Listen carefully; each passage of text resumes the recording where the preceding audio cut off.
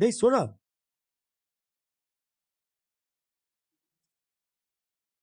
நீங்க 2 பேரும் காதல் ஜோடி வீட்டை விட்டு தப்பிச்சு வந்திருக்கீங்க.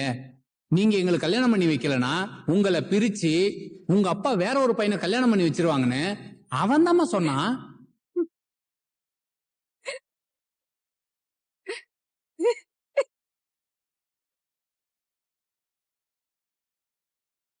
டேய் சோழா, என்னடா ஆச்சு? டைவர்ஸ் கொடுத்துட்டாங்கன்னு சொன்ன, என்னடா? ஏய் சொல்றா. டேய் ஏய் டேய் சோழா, அண்ணா என்னண்ணா எதுவுமே சொல்லாம போகுது? டேய் சோழா, ஏதாவது சொல்லிட்டு போடா. நிலா, நிலா கொஞ்சம் வெளியே வரியாப்பா? நிலா,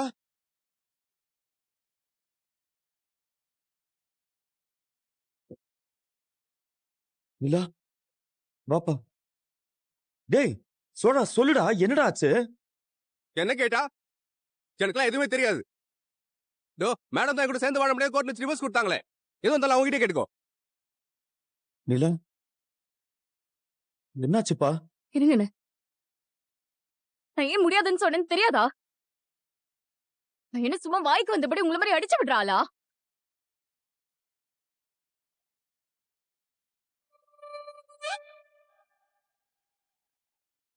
நிலா நிலா, என்னப்பா ஆச்சு? அவன் டைவர்ஸ் கிடைச்சிருச்சுன்னு சொன்னதும் நாங்கெல்லாம் பதறி அடிச்சு ஓடி வந்திருக்கோம். என்னப்பா ஆச்சு சொல்லுப்பா, எங்களுக்கு ஒண்ணுமே புரியல. திரும்ப திரும்ப எங்களுக்கு எப்படி கல்யாணம் ஆச்சுங்கிறதுலதான் பிரச்சனையே ஆரம்பிக்குது.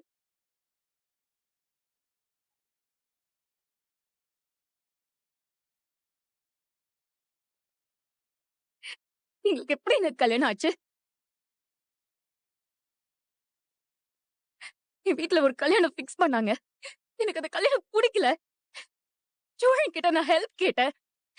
ஒரு வேலை என்னன்னு, இது சென்னை கூட்டு வந்து விடுற வேலை மட்டும் தானே. என் நேரம் என் கூட்டு போனது என் அப்பாக்கு தெரிஞ்சு அவர் ஆளுங்களோட சேஸ் பண்ணிட்டு வந்தாரு. அவர்கிட்ட இருந்து தப்பிக்க வேற வழியே இல்லாம நாங்க போலீஸ் ஸ்டேஷனுக்குள்ள போனோம். அங்க நாங்க 2 பேரும் கல்யாணம் பண்ணா மட்டும் தான் தப்பிக்க முடியும்னு ஒரு சூழ்நிலை இருந்துச்சு. அதனால தானே நாங்க கல்யாணம் பண்ணோம். அதுதானே நடந்துச்சு. ஆமாப்பா, அதானே நடந்துச்சு. அது எல்லாமே போயிடு.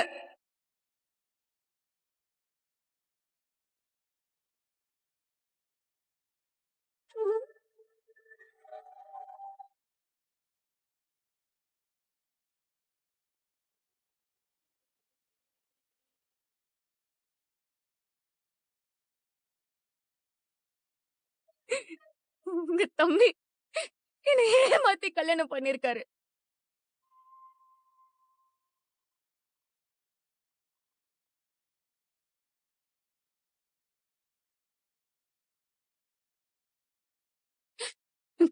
எங்க 2 பேரும் இன்னைக்கு கோர்ட்ல இருக்கப்போ எங்களுக்கு கல்யாணம் பண்ணி வச்ச கான்ஸ்டபிள் அங்க வந்தாரு. அவரு கூட சோழன் பேசினதை வச்சுதான் இவர் எவ்வளவு பெரிய ஃப்ராடுன்னு தெரிஞ்சது.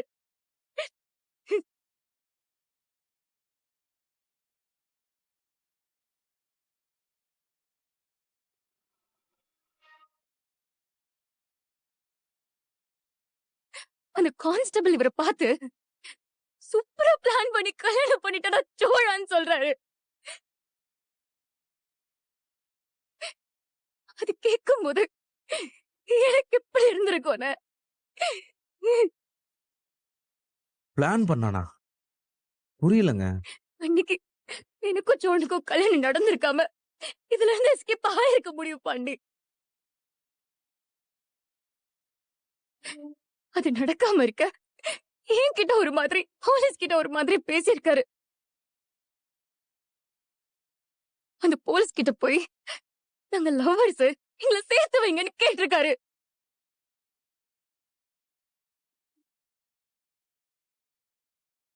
அன்னைக்கு என்கிட்ட வந்து நம்ம கல்யாணம் பண்ணிக்கிறதா தப்பிக்கிறதுக்கு ஒரே ஆப்ஷன் சொல்லி என்ன நம்ப வச்சு கல்யாணம் பண்ணிட்டாருன்னு.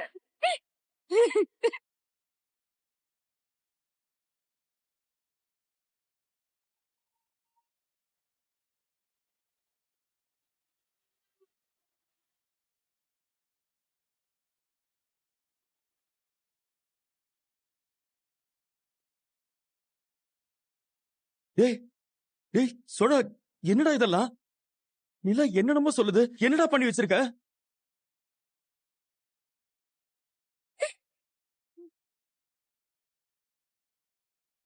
அண்ணே, நிலாவை எனக்கு பிடிச்சிருந்துச்சுண்ணே, அதான் நான் அப்படி பண்ணேன். இவருக்கு பிடிச்சிருந்தா மட்டும் போதுமானே?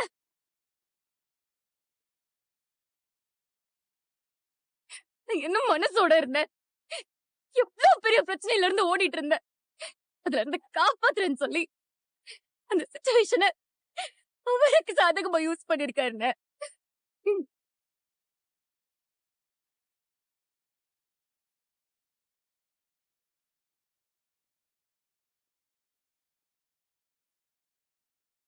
அன்னைக்கு எங்க கல்யாணம் மட்டும் நடக்காம இருந்திருந்தா நான் பாட்டுக்கு சென்னை வந்து ஏதோ ஒரு வேலையை பார்த்துக்கிட்டு நிம்மதியா இருந்திருப்பேன். கொஞ்ச நாள் கழிச்சு என் அப்பா அம்மாவும் என்ன தேடி வந்திருப்பாங்க.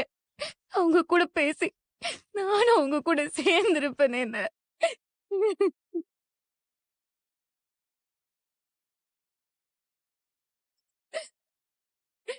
இதெல்லாம் நடக்க விடாம தடுத்தது சோழன் தான்.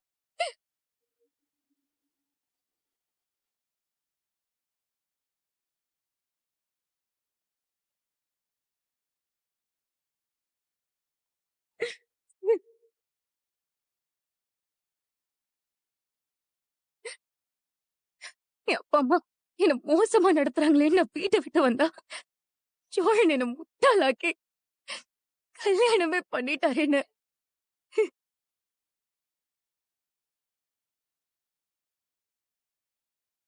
ஒரு பொண்ணுக்கு ஹெல்ப் பண்ண வரேன்னு ஆரம்பிச்சு கடைசியில அவருக்கு என்ன வேணுமோ அதை சாதிச்சிட்டாருன்னு.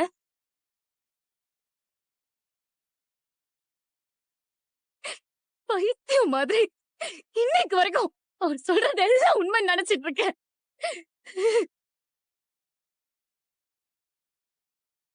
இங்க வந்ததுக்கு அப்புறம் நான் ஹாஸ்டல் தேர்னலன்னு அப்ப ஆதார் கார்டு ப்ரூஃப் எதுவுமே என்கிட்ட இல்ல. ஆனா சோழன் கிட்ட என் ஆதார் கார்டு இருந்துச்சு. அத காட்டிதான் எங்க கல்யாணத்தையே ரெஜிஸ்டர் பண்ணிருக்காரு.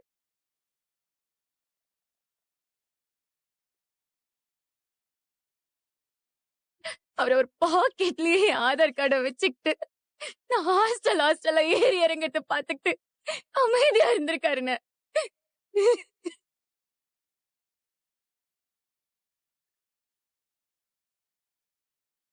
எவ்வளவு கஷ்டப்பட்டேன்னு பார்த்தோம். அவருக்கு உண்மை சொல்ல தோணவே இல்லைன்னு.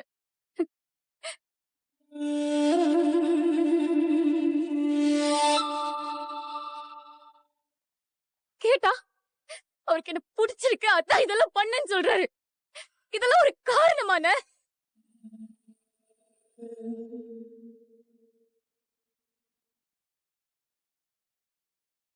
எல்லாமே அவர் நினைச்ச மாதிரி தானே நடந்திருக்கு. இந்த கல்யாணம் நடக்கணும்னு நினைச்சிருக்காரு. இந்த வீட்டுல தங்கணும்னு அவர் நினைச்சிருக்காரு. அதுக்காக பிளான் பண்ணி என்ன முட்டாளாக்கி ஏமாத்திருக்காருன்னு.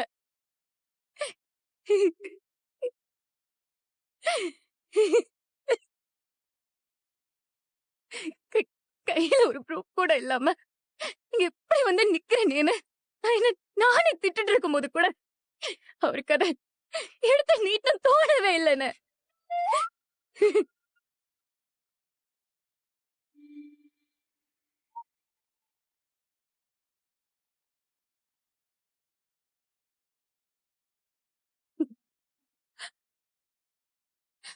இதெல்லாம் எனக்கு எப்படி இருக்கும்னு யோசிச்சு பாருங்கன்னு. ஸ்டேஷன்ல வச்சு அவர் சொல்ற எல்லா இடத்துலயும் சைன் பண்ண, கல்யாணத்தை ரெஜிஸ்டர் பண்ணதா சைன் கேக்குறான்னு கூட தெரியாம சைன் பண்ணன. இந்த விஷயத்த எவ்வளவு நக்கலா அந்த போலீஸ் கிட்ட பேசினாருன்னு தெரியுமாண்ணே?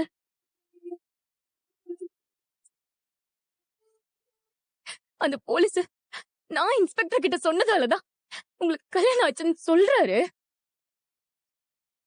உங்களை அப்படி சொல்ல சொன்னதே நான் தானே சாருன்னு சிரிச்சுக்கிட்ட சொல்றாருன்னு.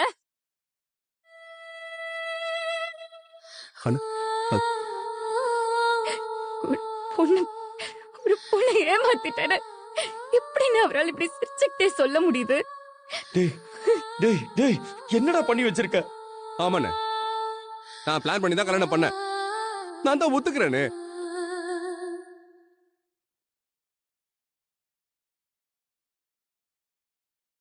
என்னைக்கு நான் நிலாவை பார்த்தனோ அன்னைக்கு எனக்கு அவளை பிடிச்சிருச்சு. போலீஸ் ஸ்டேஷன் போய் நிக்கிற வரைக்கும் நிலாவை கல்யாணம் பண்ணிக்கணும்னு எனக்கு எந்த எண்ணமும் இல்ல. அங்க நாங்க லவ் பண்றதா நினைச்சு பேசுனாங்க. அந்த வாய்ப்பை நான் யூஸ் பண்ணிக்கிட்டேனே.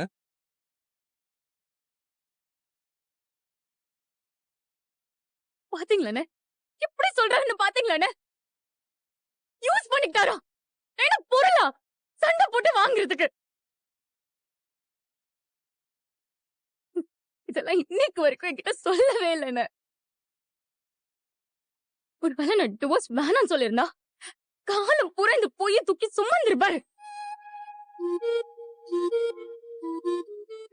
ஒவ்வொரு தடவையும் ஜோழினை நோக்கி 10 ஸ்டெப் எடுத்து வச்சா அவர் என்ன 100 ஸ்டெப் பின்னால தள்ளுறாருன்னு. இப்படி ஒவ்வொரு முறையும் என்ன பிளான் பண்ணி ஏமாத்தினவரோட எப்படி இருப்ப?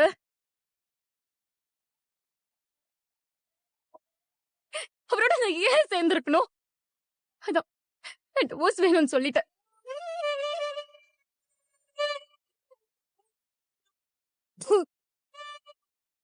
ஃப்ராடு பையன்.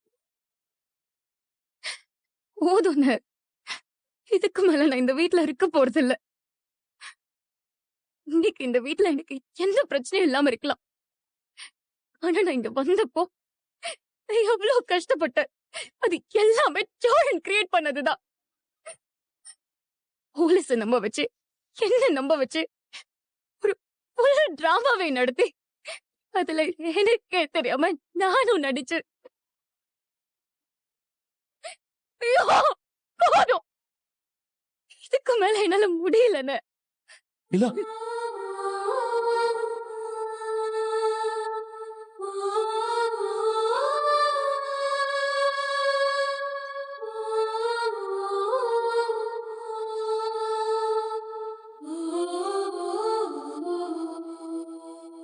டேய் சோழா, டேய் என்னடா இவ்வளவு பெரிய தப்பு பண்ணி வச்சிருக்க? தப்பா சரியால எனக்கு தெரியாதுன்னு. டேய் பாண்டி, உனக்கு தெரியலடா, நிலாவை பார்த்த உடனே எனக்கு பிடிச்சு போச்சுடா. என்ன மாதிரி இப்படி இருக்க ஒருத்தன்லாம் எப்படி ஒரு பொண்ணு லவ் பண்ணி கல்யாணம் பண்ணுவா? இப்படி ஏதாவது பிளான் பண்ணதானே கல்யாணம் நடக்கும். அண்ணா, அவங்களுக்கு அது கஷ்டமா இருக்கும்லண்ணா. உன்னை கல்யாணம் பண்ணணும்னு நினைச்சு அவங்க ஒன்னும் வீட்டு விட்டு வெளில வரல. எனக்கு அதெல்லாம் தெரியாதுடா. அந்த நேரத்துல நான் நிலா பத்தி யோசிக்கல. அப்ப நான் என்ன பத்தி மட்டும்தான் யோசிச்சேன்.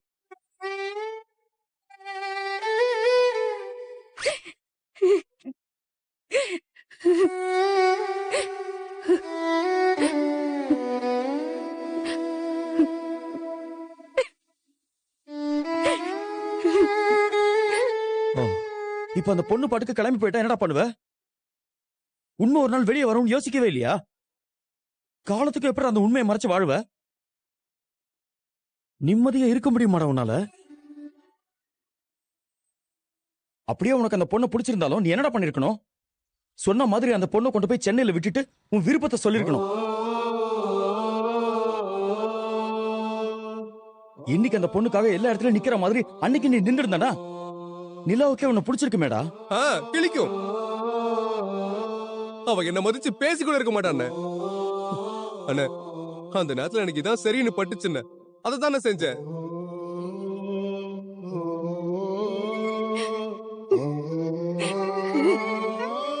நிலா மாதிரி ஒரு பொண்ணு என் வாழ்க்கையில இருந்தா என் வாழ்க்கை அழகா இருக்கும்.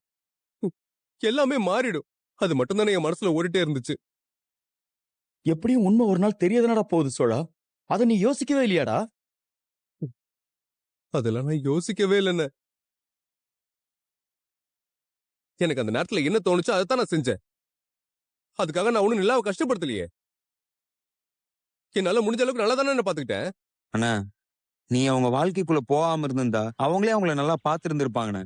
டேய் பல்லவா, கடுப்பேத்தாத சொல்லிட்டேன்.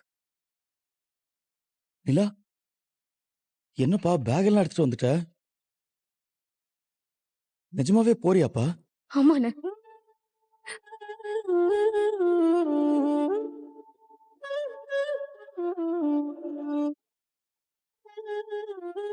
எனக்கு உங்க யார் மேலயும் எந்த வருத்தமும் இல்ல.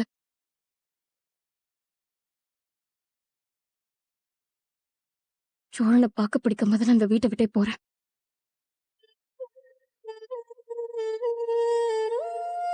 என்ன நான் அவனை வீட்டை விட்டு துரத்திடுறேம்மா. நீ இருமா அங்க. வேண்டாம் அங்கிள். இனியாவது என் வேலையை பார்த்துட்டு போறேன்.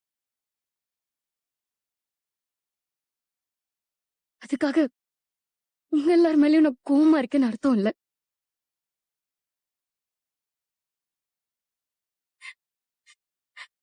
உங்க மேலெல்லாம் எனக்கு எந்த கோவமும் இல்ல. நான் இங்க இருந்த வரைக்கும் நீங்க எல்லாரும் என்ன சந்தோஷமா பாத்துக்கிட்டீங்க. உங்க எல்லாரையும் பிடிச்சதாலதான் நான் இங்க இருந்தேனே.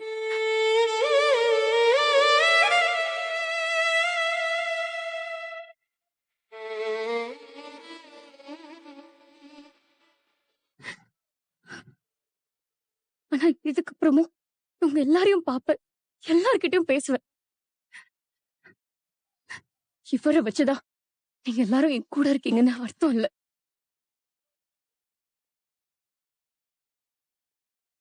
நீங்க எல்லாரும் எனக்கு ரொம்ப முக்கியம்.